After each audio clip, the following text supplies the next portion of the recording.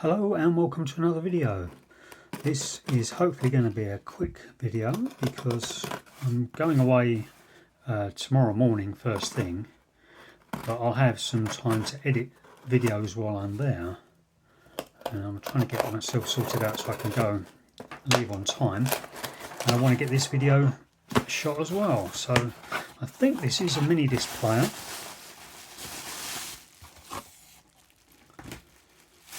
Yes, it is. This is the one I bought because it was part of the eBay bidding, not frenzy, the eBay bidding session I had to buy some mini disc stuff.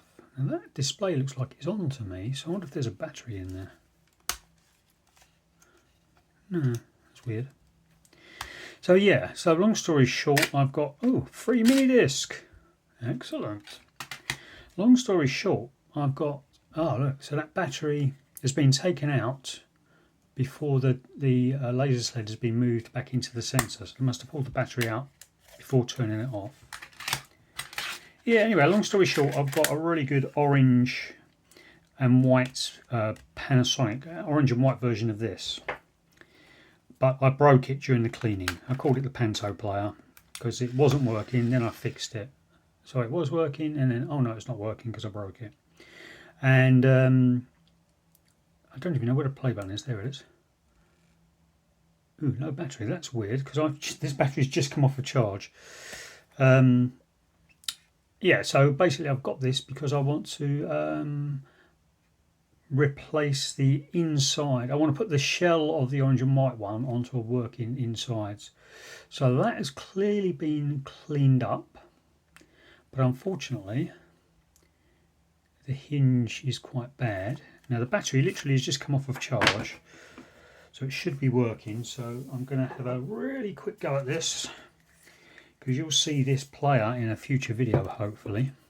So I've got my contact cleaner from WD-40. I'm just going to have a little squirt on the side there. Give it a bit of a work around.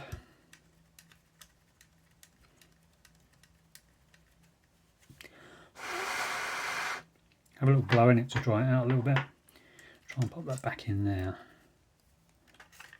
Panasonics, I found, do need a lot of power. So they really need a well charged, good quality battery. And this one's not having it. U01. I've seen that before and I can't remember what it means. I wonder why there's a white dot on this. So look at that. That laser sled hasn't moved, so this was sold as working. It does say low battery. Let's see if I can find, can I unplug it into mains? Yeah, there's a mains plug there, and I have a Panasonic charger. Won't be a second. Okay, there's my charger. Oh no, is that the Panasonic one? Right, that's not going to work very well. This Panasonic charger has the wrong size plug on it. So I wonder, it's 1.8 volts as well, which I don't have. Let's try another battery. Oops, look what just happened.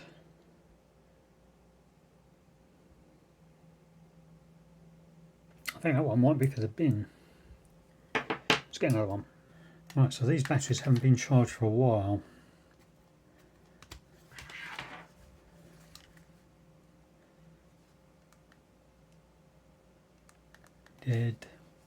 Dead ski, as one of my favourite YouTubers says.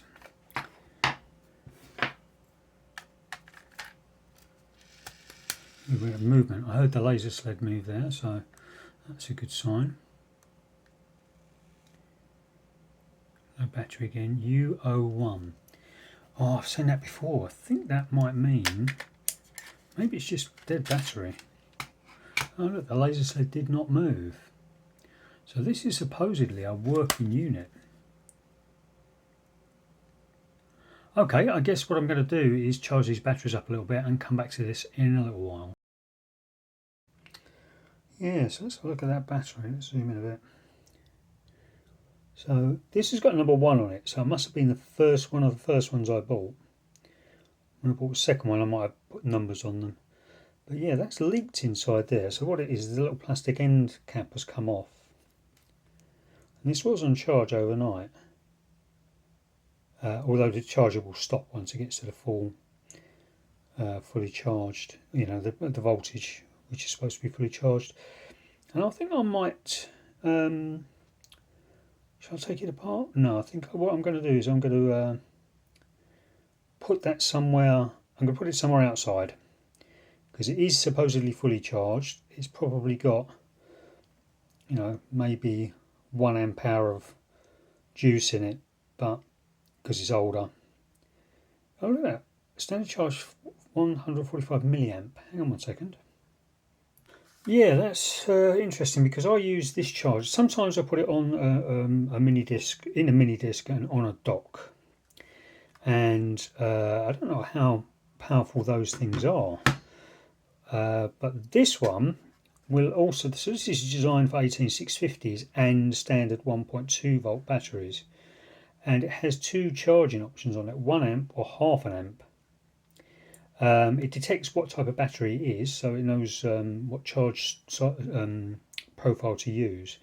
But I just bung them in here, so it's giving it 1 amp, and I don't know whether that's 1 amp each or half an amp each. I suppose what I ought to do is put it in at half an amp. It's still going to be more than the standard charge, 145 milliamps. I wonder if I can find a charger that charges it at that. I suppose if it went as twice as much as that. God, I remember reading something about this ages ago. Anyway, I think that's probably for the bin. If it's leaking, it's knackered. So that one's for the bin anyway. There's and I found out this Panasonic charger is actually designed for nickel metal hydride batteries, so I'll put the label on it to remind me. Because if they're NiCads, if they're old enough to be NiCads, you need a different charging output. So this is a 2 volt output at 150 milliamps, which is more than these batteries are rated for. And here's an original Sony one that came with a mini disc player back in the day, and there's no indication on there of how fast it should charge. But I think nickel metal hydride won't take more than a certain rate of charge. I don't really know. Right, so this is me in the future in the editing suite. I've been doing some experiments. I bought a new charger. I've been getting busy with the multimeter and testing it on my mini disc player, and I now know all about the charging rates and the capacities of gumstick batteries and other batteries, but I'm still working on some experiments to see how long they'll last, so maybe I'll do a video about that in the future. Right, I've had a bit of a break and this battery is now fully charged, but I don't think the problem is the battery. So let me see if it works.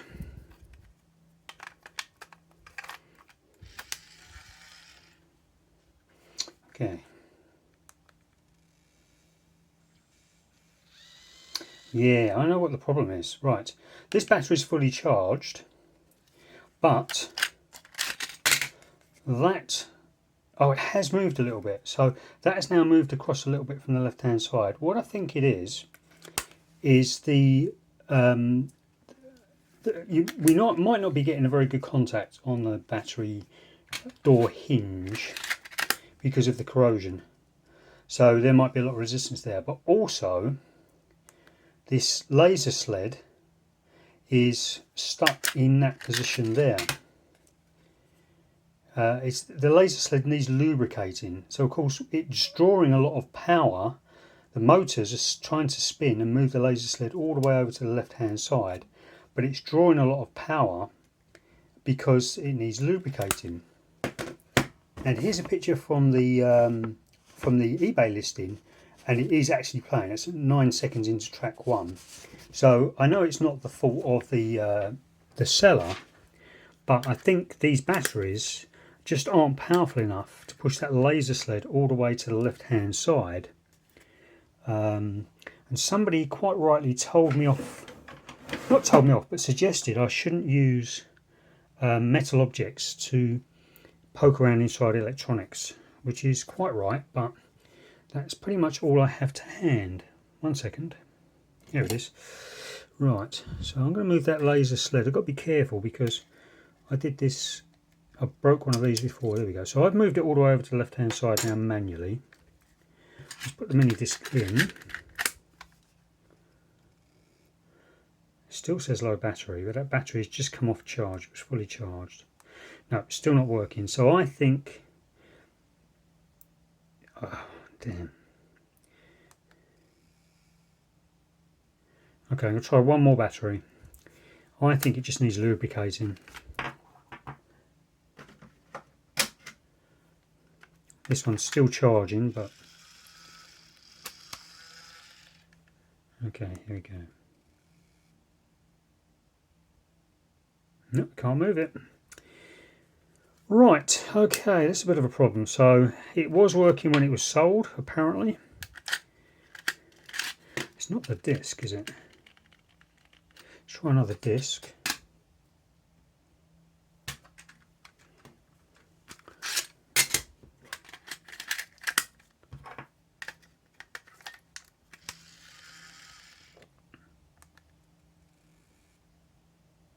No, I think it's low battery. I don't know how I'm going to edit this one to make sense of it. But anyway, let's have a quick look at the actual device itself. It's in pretty good condition. A few tiny little scratches there on the plastic. So the aim for this one is, I was going to use it for about a week to make sure it's fully working. Like you can see that bloom there where the battery is leaked. I think this is plastic, but it affects the plastic, so the battery has definitely leaked. They've cleaned it up. If the description said anything like, you know, the battery, if the description mentions the battery during the corrosion, then I'll put a screenshot of it up now. But yeah, so I think this one's savable, but I've got a funny feeling that that battery corrosion is going to be all over that board, that circuit board that's in there, which I can't quite focus on. Yeah, let me get a torch. Okay, I'll have to be quick because the phone flash is on and it will overheat very quickly. Yeah, we can see down the bottom there, there's lots of blue. So when these batteries leak in these Panasonics, they get all over the circuit board. And I have cleaned up one which was really quite bad. That's my Panto player.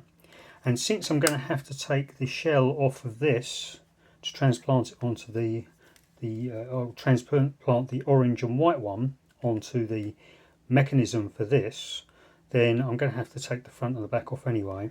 And what I'm going to try and do, this plastic bit on here is in good condition, but the one on my orange and white Panto player, it has a crack on it. So I'm going to try and figure out how to get this plastic insert off and transplant that. So basically the insides of this one I'm going to fix. I'm going to take the silver shell back and front off of this and this plastic bit off the silver shell. This plastic bit is going to go on the orange and white one, and then the orange and white shell is going to go on the insides of this once I've fixed it. So sorry about the rushed and probably badly edited video. It's just I don't have very much time to shoot it today and I want to edit it over the next few days. So that's all for this video. Thanks for watching. I'll see you in the next video.